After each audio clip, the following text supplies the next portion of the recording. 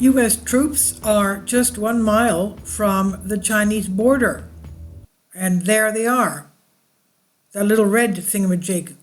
And of course, the yellow island is Taiwan. Michael Snyder reports, the U.S. cannot afford a war with China. The size of our military has been shrinking, and our resources are stretched way too thin. Today, the U.S. has military bases in 80 different countries, and we have troops stationed in 178 different countries. That is insane. Military bases, 80 different countries, and troops in 178. No empire in the entire history of humanity has had forces spread all over the planet like this. Our ammunition levels are extremely low due to the major conflict in the Middle East and Ukraine. And every war game that our leaders have conducted has shown us losing a war to protect Taiwan. So we should be trying to avoid sparking a war with China because we are holding a losing hand. But our politicians seem determined to provoke one anyway. It's being reported that officials in Taiwan have confirmed that U.S. forces are now permanently stationed, quote, on its islands in the Taiwan Strait, end quote. Taiwan has officially confirmed the presence of U.S. troops stationed on its islands in the Taiwan Strait permanently, a development that could further escalate mounting tensions with China. The National Defense Authorization Act, NDAA, passed in 2023, facilitated the deployment of these troops to conduct training programs for Taiwanese frontline forces. And this is going to make Chinese authorities extremely mad. It would have been bad enough if we had just put troops on Taiwan's main island, but we didn't stop there. We're being told that U.S. troops have also been stationed on the Penghu Islands and the Kinmen Islands. According to reports from Taiwan's United Daily News, UDN, U.S. Army Green Berets from the 1st Special Forces Group are now permanently stationed at bases of the 101st Amphibious Reconnaissance Battalion, a Taiwanese Army Special Operations Force located in outlying island counties of Penghu and Kinmen. Notably, Kinmen lies just over a mile from the Chinese shores. Those are the many little islands that you see there. Additionally, reports suggest an American military presence in the northeast city of Taoyuan on Taiwan's main island, with service members providing specialized training on drone equipment for Taiwan's elite airborne special service company. How would we feel if Chinese troops were 1 mile from the U.S. border? Taiwan's main island is approximately 100 miles from China, but in some places, the Kinmen Islands and China are barely more than a mile apart.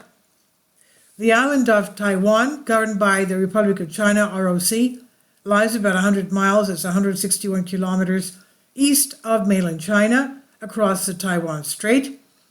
Taiwan also administers a number of smaller islands known as the Kinmen Archipelago or Kinmen County, Great Kinmen Island, and its neighbor islets are on the other side of the strait in a harbor just east of the port city of Xiamen, particularly surrounded by the People's Republic of China, PRC, in some places barely more than a mile apart.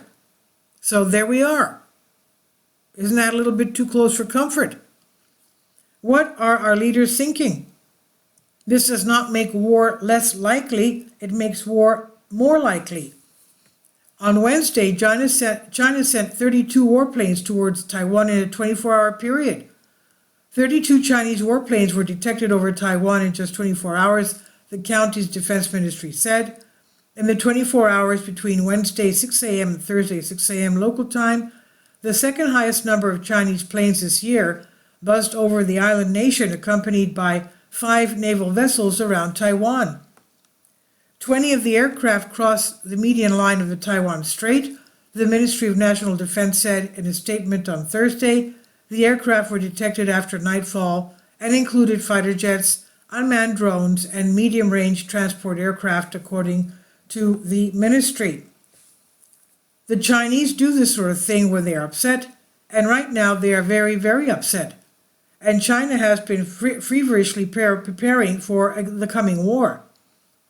China is building its military and nuclear arsenal on a scale not seen since World War II, and all signs suggest it's sticking to ambitions to be ready to invade Taiwan by the year 2027, a top U.S. admiral testified. Despite Beijing's economic challenges, its official defense budget has increased by 16% over recent years to more than $223 billion. Admiral John Aquilino, the leader of the Indo-Pacific Command, told the U.S. House and Armed Services Committee in prepared testimony on Wednesday.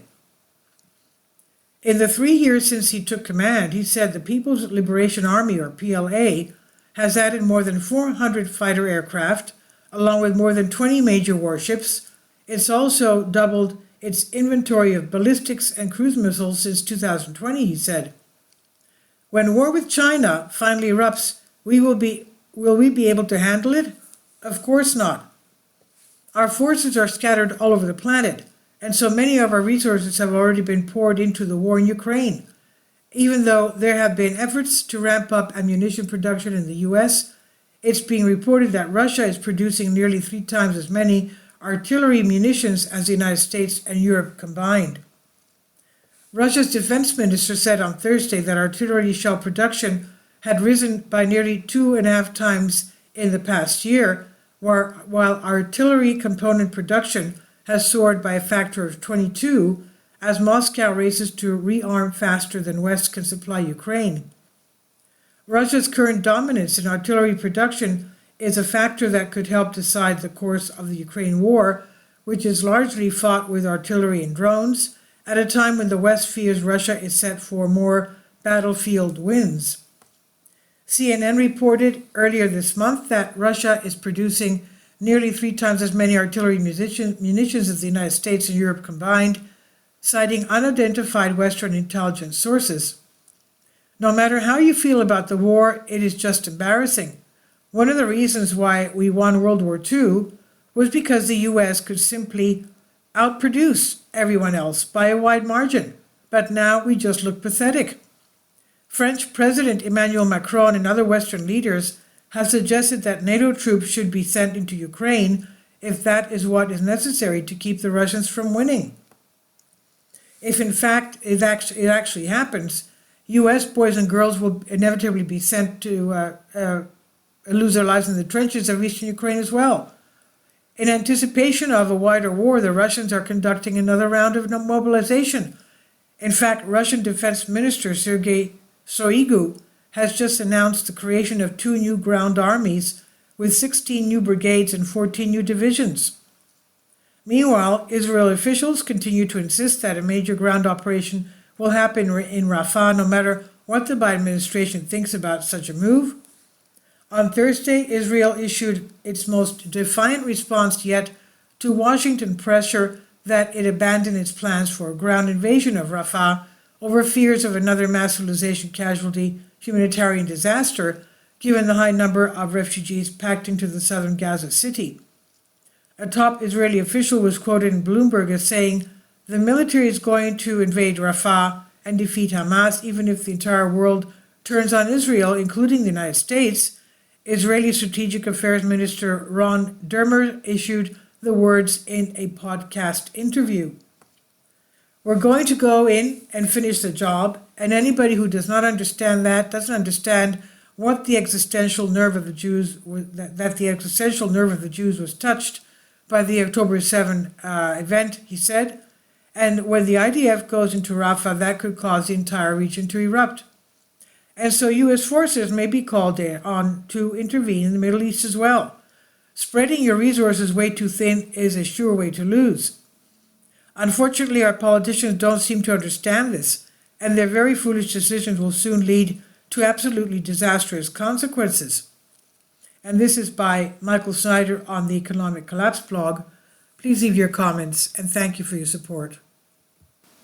This is by Michael Snyder. It says about the author. Michael Snyder's extremely controversial new book entitled Chaos, available in paperback and for the Kindle on Amazon. He's also written 7 other books that are available on Amazon, including End Times, 7-Year Apocalypse, Lost Prophecy of the Future of America, The Beginning of the End, and Living a Life That Really Matters, commissions earned. When you purchase any of Michael's books, you help to support the work that he's doing. You can also get his articles by email as soon as he publishes them by subscribing to his Substack newsletter. Michael has published thousands of articles on the Economic Collapse blog, End of the American Dream, and the most important news, and he always freely and happily allows others to republish those articles on their own websites. You can connect with Michael on YouTube, Facebook, and Twitter, and sharing his articles on your own social media accounts is definitely great help. These are such troubled times and people need hope. John 3:16 tells us about the hope that God has given us through Jesus Christ. For God so loved the world that he gave his only begotten Son, that whosoever believeth in him should not perish but have everlasting life. If you have not already done so, we strongly urge you to invite Jesus Christ to be your Lord and Savior today. Kindly support my Patreon account. The daily posts are 5 videos daily, and they are totally different from what I have on my YouTube channel. Thank you so much for your support and that you find all my content so interesting. You'll find the Patreon account details in the description box below.